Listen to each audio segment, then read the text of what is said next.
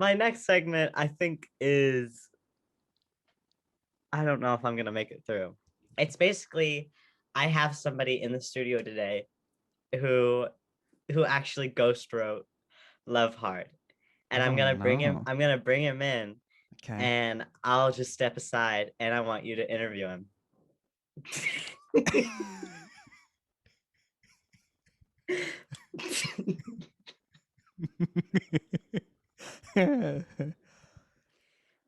Hey, Hi. So first of all, so I've just heard that you're the ghostwriter for Love Hard, a great film that I really enjoyed. But what's your name? What's your vibe? so I can't tell you my real name, but I ghost wrote the show under the name Janetta McCarthy. Mm-hmm. And I worked with Danny McDougie, who's a real that's not a ghostwriting name, like that's his professional name. But Okay. I can't get into all my specifics, all my personal life. Yeah. But I do want to come on the show because I have had some interviews and I think it's so I have so many good stories and I have a really great story to share today that I think if you'll let me, I'd love to hash it out with you. Oh, well, sure. I mean, what's it about? I mean, it must be about the behind the scenes of this film. Actually, it's about the after the scenes. Is that Okay. okay? Yeah. So there's before the scenes and after the scenes. Let's hear after the scenes. Okay. So you have to understand a little bit about me to get the story. Yeah. And actually, I your brother told me some stuff about you and you might relate to some of the stuff I'm about to say. Okay. So when I get thinking, I'm in my writer's zone. So I work in an office building, just like a regular place where a lot of people understand the type of thing I'm doing. I have my laptop out, I have my pen and paper next to me. And when I am writing, I mean, I look like I am a brilliant computer programmer guy who is like making software.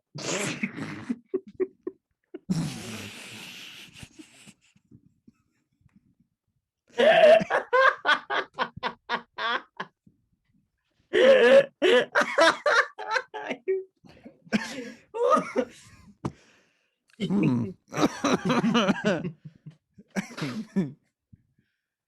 Huh.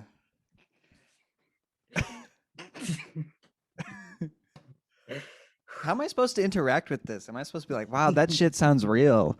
I don't know what I'm supposed to do with this. I think maybe force laughs. I don't know. Okay. Okay. I mean, I look like a computer programmer guy making software that's about to save the world. Yeah. Okay. Yeah. So I'm at my desk. I've got my laptop out, and then I'll have a pen and paper. So this one day I was furiously typing. I was chewing my pen in my mouth, and I probably looked like a rabid dog, like You chewing a bone. sound a little crazy. Like the way you're describing yourself, you sound kind of fucking like crazy.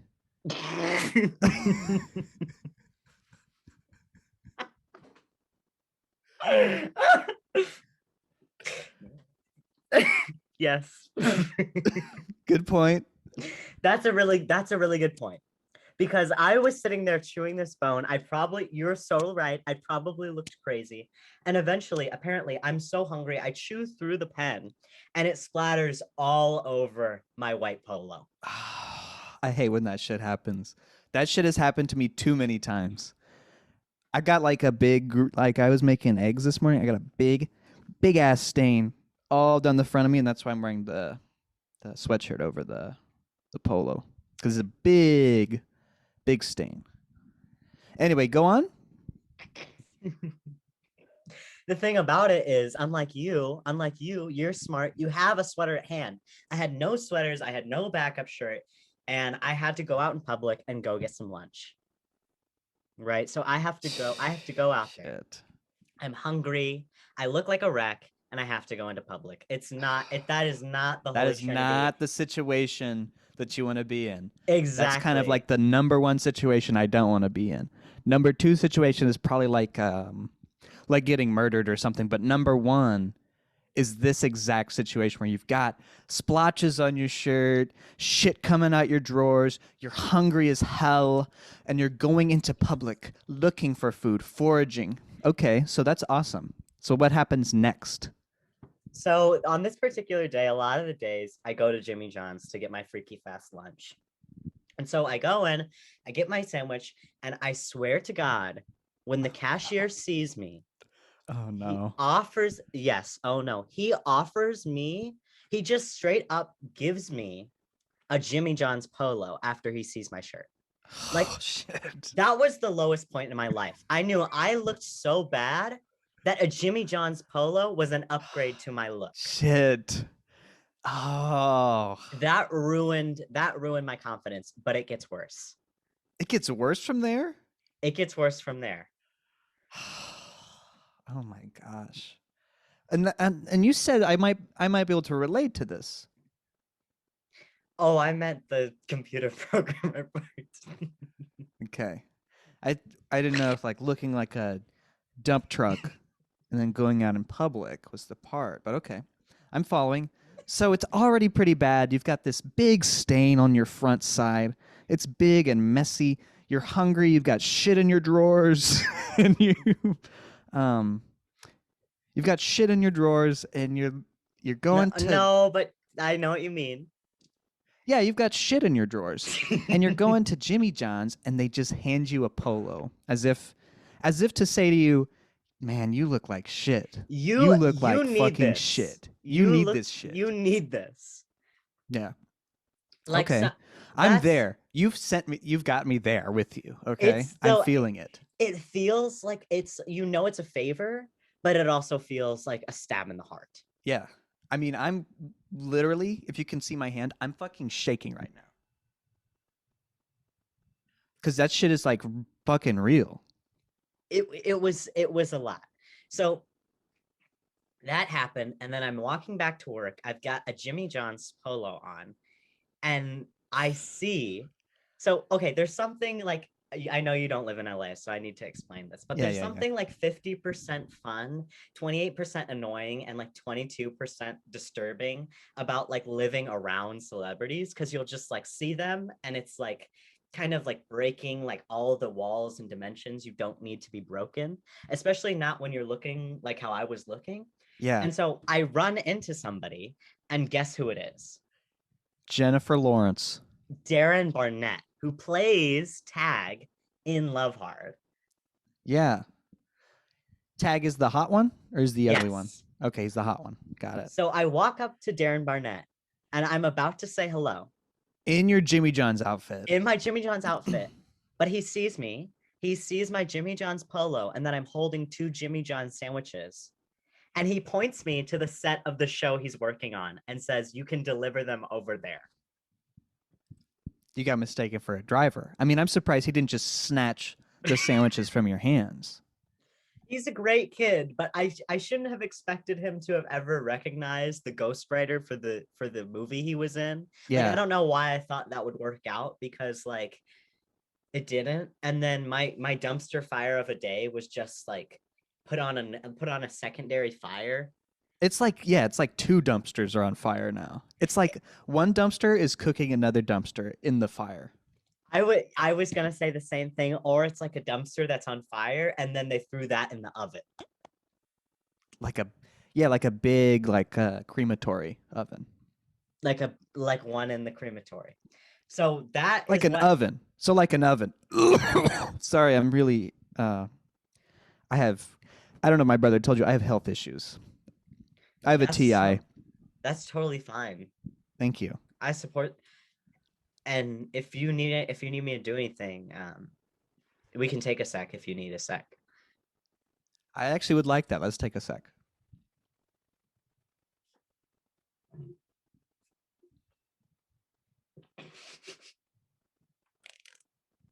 I'm just going to say something to make sure the camera's on me.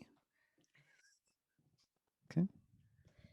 All right, I feel ready to get back into there. So you see Darren, hot, sexy Darren, and you're in this fucking Jimmy John's outfit. You've got shit in your drawers, and you've got two sandwiches clasped to your chest. And he sees your ass, and he says, I know what the fuck you're here for. You're here to deliver my shit. You can go ahead and do it in there. And you say, what do you say to that? I was so speechless that all I did was he just turned around and walked away, and I did the same thing, and I basically started running back to the office building I work out. I was so embarrassed. But Fuck. I think the whole thing really humbled me, because I think God had seen the confidence that I had gained from like selling my screenplay to Netflix, and was like, I think we need to do something to that. I think we To need to. to kind of put him down a little bit. To Yes, kind of I kick him a little, put him down a yes. peg. Yeah. Yes. And and honestly, it was probably a good idea. For God to do that. Yes. So you agree with God's decision to do that? Yes. That's what Okay. I meant. You agree with God. Awesome. That's good, probably. That's a good idea to agree with God. Do you I disagree just with God ever? so I had kind Oh, of meant you like, want to stick to a fucking script, huh? You don't like when I ask a different question. When have you disagreed with God? that's I've actually got okay, so if you don't want if you want a little other story, I've got something else where I did disagree with God. Yeah? Yes. So this was during the writing of Love Hard. If you can follow me back to there. I mean, How we far back was that? I mean, that must me have been in pre-production for it was 10 years ago. 10 years ago. They had dating apps 10 years ago? Well, we were on the front end, and we were on kind of the we were on the Cutting edge? cusp of, them, but yes, they did have them. Quick um question for you. How well, often do you okay. feel Interesting. It seems like you just kind of. I'm just gonna actually just let's hear your piece. Let's hear your No, piece. no, no, no. I love to hear the questions. I need it. You love to hear the I questions. love to hear the questions. Has anyone kind of have you been interviewed like this before?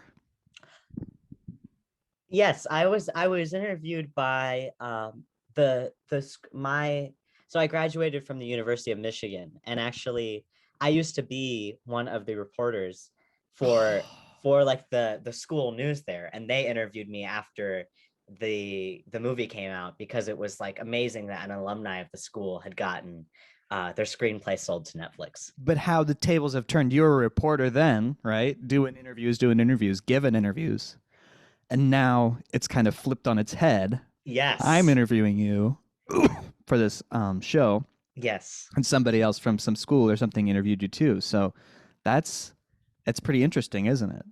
It's a totally different experience to be on the other end of it. It's totally, totally different. And something else that's flipped on its head is that, so I was actually working as a talent agent for a while. Yeah. So the first thing I did when I moved out to LA from Michigan was I just worked as a talent agent, because it was a continuation of an internship that I had had my senior year. And so so people just recognized my natural charm and started encouraging me to write a screenplay, because I had actually gone to school for like creative writing and journalism. Yeah. And so then they put this idea into my head, and eventually I write the screenplay, and I have to get a talent agent to represent me. Oh my That's god. Yeah, that's tables that's turning. flipping. Yeah. That's Yes. flipping shit on its head. That's turning the tables. Yeah, that's That's fucking turn crazy. Yeah. Because now you know how to you know if they're doing the best because you were in that position. Oh, yes. And to that point, there was even somebody I worked with for a brief period of time who I knew wasn't doing the best they could do. And actually, she wasn't aware that I used to have a similar position. So what did you do about that? So I sent her a text that just said, "Honey, I used to have your job, dot, dot, dot. You could be doing better, and I could be too." And I blocked her number and got a new agent. Wow.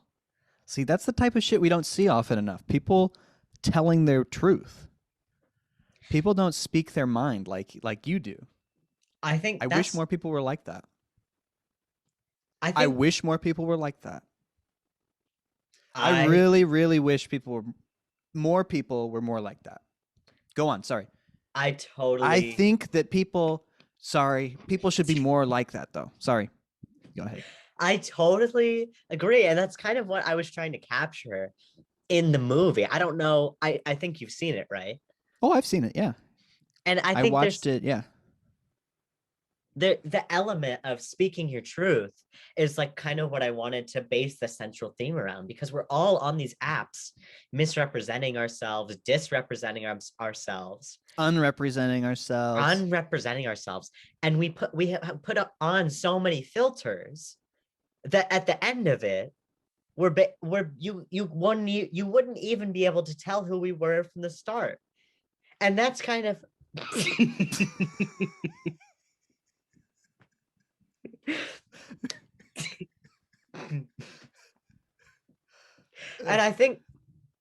and I think that's almost what happened to me when I'm wearing that Jimmy John's polo, carrying two Jimmy John shirts. It's like people are so used to seeing filters online, but then there's times in real life where you have on a different shirt, they can't even recognize you anymore.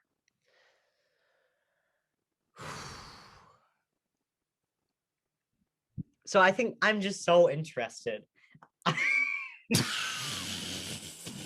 I'm just so interested in these type of like fantasies and performances that we put on for other people. Yeah, like the digital performance of putting up a bio on an app like say Tinder, Yes, Grinder, flirt Bear, alert, Grizzly, Flirt Alert. bear zone, Yeah. Um, daddy. That was just called daddy. um, but it is totally a performance when we write that text like 3 eggplant emojis, looking for some fun tonight, discreet only. These are performances. When we Yes, don't show the head, yes, we show bare chest, yes. ass, ass pics. People send ass pics. How do you feel about that? I don't think you discussed nudes in your film. Well, we had a few jokes. If you listen carefully, there's a few jokes about dick pics. Yeah? Can you give me one? So at the end of the movie, the grandma, you might not have watched because this is part way through when the credits start, but the grandma says, "Can you explain to me what a dick pic is?" to our main character. And she's like, "What the hell am I supposed to do?" What the hell? That's a crazy ass question to hear from a grandma. That's yes, that is what we were going And for there. that's why this movie is filled with so many little surprises like that. When you hear a line like that, you just can't help but laugh. I mean, the only thing that would help it maybe make me laugh more is like if there was a laugh track to remind me to laugh. So did you guys like look into having a laugh track for this movie? The interesting thing about the way we actually did the movie is that I just sold them the script and I didn't have a lot of like directing control. Mm-hmm. And I think that gave me a lot of like anxiety at first because of things like you're describing. I was thinking like, what if they don't do a laugh track? And I feel like after I watch it, that could have improved the movie. But once I saw it in its full glory, and they did let me like come in and see it time to time to provide my input so that it was staying true to the main To the script. script. Yeah. Right. But when I saw it those times, I realized how full it was. Like it was already so full of like humor and beauty and like so much depth and meaning. And themes. There's so many themes there. So many themes at play. Thank you for understanding and realizing that. I completely agree. So there's so many like themes, depth, and like humor already that it was. I felt like the way it ended up, I really would not have changed a thing. Okay. Well, I mean, so you felt that your vision was fully realized in this film. I mean, that's a great accomplishment. Probably, I mean, this was my first screenplay I ever wrote, and Danny McDoughy, like, he helped me so much as we went along with it. I was about to ask, so do you feel bad that your name isn't attached to this movie? So I put it out there under my pen name Janetta McCarthy, Yeah. and so that's what I'm building my career as, and Oh. I'm completely fine with that not being the name I go by with my friends. I'm completely fine with that. I mean, so do you tell your friends like, "Hey, like I wrote this movie. You should go check it out on Netflix." Netflix. Yeah, my friends are aware of. I don't have like a big enough friend group that I'm like worried about like my real identity coming to light. Like I think Yeah, you're I'm pretty safe. I'm kind of like a homebody. Like the thing I'm doing on a Tuesday night is like ordering a pizza, like staying in and Oh like yeah, yeah, yeah, yeah, and yeah, maybe like watching one horror movie, but only after I'm like 50% already too tipsy to care. yeah, yeah. I totally get that. So you get drunk by yourself, huh? Well, sometimes, I yes, I do that. Okay. Are you worried about that at all? Do you have alcoholism? Sorry, maybe this is getting maybe we're getting too personal here, but I'm interested in this. I'm honestly an open book. My dad used to have problems, but now I think my parents are such an inspiration for me. And I don't know if you've read the interview that went up, but there was a quote from my dad where he was reading the script for Love Hard on a plane. And he this was such a funny story. So he was reading it and he kept laughing out loud, like uncontrollably. And then the people next to him, he was like, "Oh my God, they're gonna think I'm like I'm so crazy. crazy." I'm Yes, fucking crazy, they're yeah. gonna think I'm crazy because I'm just like reading something and like And losing my laughing shit. maniacally. And I think that's the kind of thing that I want, where it's like I can still have a spice of life even without any type of alcohol, like he does. Like Yeah. for him to have still a joy in and Just from reading, he can just get that. from just from reading completely But sober, admittedly, reading a really great script, a really reading. great, funny script. Thank you. Yeah. I could, yes, exactly. So you said earlier that sometimes you don't agree with God. Did you already tell that story? No, you didn't let me tell that story. I'm sorry if I cut you off. I mean, I'm just so excited to have you here. I'm running down a lot of tangents and rabbit holes and side streets, but please, I want to hear about the time you disagreed with God. Okay, so I think this is a great story from when I was actually working with Danny McDoughy on the script for Love Hard. And I'm just going to piggyback off of that and we're going to dive right in. So, this was probably about 10 years ago. I had just honestly, a lot of the movie was like from my own life. Like I had been on these horrific dating That makes sense experiences because they from feel so real. they are so real. Like I had a date where so I just have to get I'm a into little it. scared. I'm a little scared, to be So honest. back in the I'm day, legitimately scared. Sorry. Go ahead. it's okay. So back in the day, it was eHarmony, right? And so I had matched with this guy. We were like a 92% match on eHarmony. And so I was like, okay, like let's message for a while and then we can go out.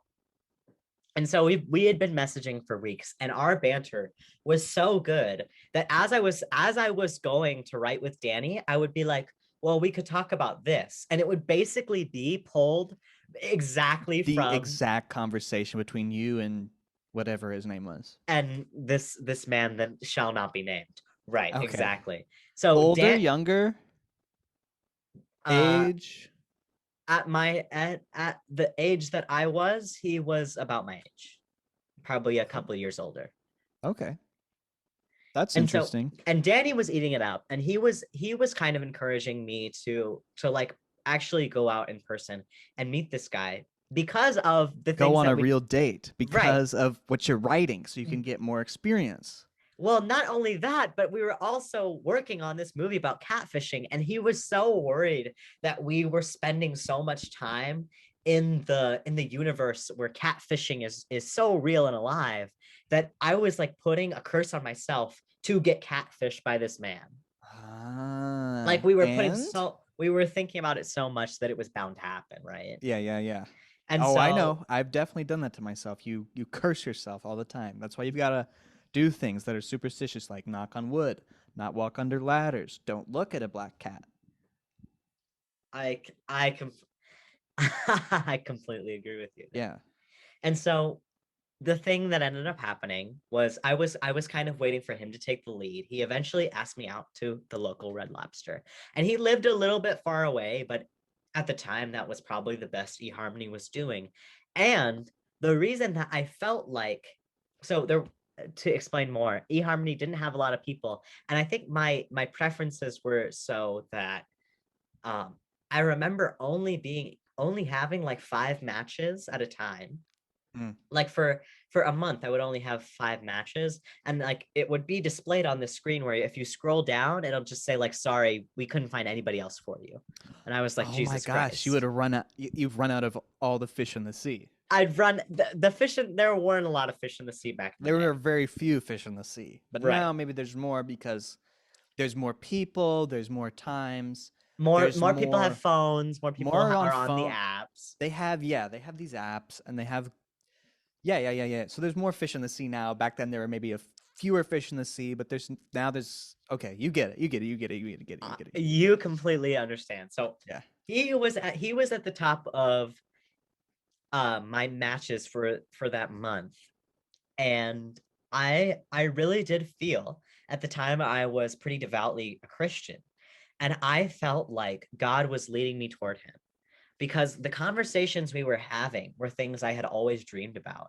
And I remember as a kid, I had even prayed to God. I had said, God, if you ever find a man that is for me, I need you to make me know that he is the one, because he will love the movies that I love. And that Oh. was the thing I'd said as a kid. And this man had my exact taste in movies. Yeah. So like what kind of movies was he liking? Fiddler on the Roof. I absolutely knew you would have no movies prepared for that. You would just say that shit, and then you would have no movies prepared. Because you don't know any fucking movies, just like I don't. Fiddler on the Roof. Okay, well, Fiddler on the Roof. All so right. So I'm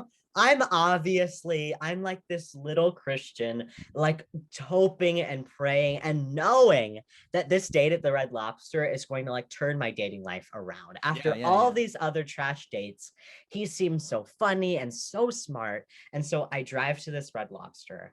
I'm like nearly shitting my pants. I'm Yeah. so nervous to You're walk. shaking. You're shaking, I'm shaking. shaking. I'm shaking. I'm shaking. So And it's another story. You've got shit in your drawers. well, you kill me. You kill me. Yeah, I'm But sorry. no, but I know no. this show gets a little wild sometimes, and we like to have fun. So Okay. You're okay. Just maybe okay. maybe what? I don't know. Don't throw it. Don't leave in the parts where I'm kind of, pushing back against that, making sure people know it's a joke. Just wanted to make sure. Anyway, so I walk into this Red Lobster. I'm shaking in my shoes, and I am so lucky that he looks exactly like You his like his fucking picture? he Yes, looks yes. exactly like his pictures. And at that moment, I'm like, my heart is like swelling. Oh, I'm so relieved. I walk up to him, and then there's the bombshell. what is it? When If he we, hold on, if he looks like the picture, what could it be? right, what could it be? This man was impossible to have a conversation with. Despite having all those nice conversations on the phone? Yes, despite having so many amazing in-depth text conversations, Yeah. I mean, it was the most awkward and embarrassing thing. It felt like somebody was just stabbing my heart over and over and over. And I went to the bathroom and I just started sobbing. And Sobbing. I called my friend. Yes, I was distraught that this man who I thought I was going to get married to and probably lose my And you virginity to. yeah, and you prayed to God And for. yes, and I thought God had made this decision. I called my friend and she said, look, even if it feels like this was some type of fate. Even if you think God did want you to be here tonight, he doesn't have to be right. You can still make a choice for yourself based on what you want. And so I took that, I took a deep breath. I went back out there. Let's do it. I went back to his table. I sat down and I just told him, I said, what the hell? What the hell is going on here? We were killing it. You were perfect. We were perfect for each other. I thought we were going to get married. What changed? And you know what he said? No. What did he say? He said, after everything I said to him, he would just look up what other people might say in response on Yahoo Answers. So you were talking to Yahoo Answers, effectively. I was effectively dating Yahoo Answers. And that was the moment when I realized, nope, even if I think this was God, I do not have to date Yahoo Answers. No, nope. no. Nope. And that's that story. Did you suck him off?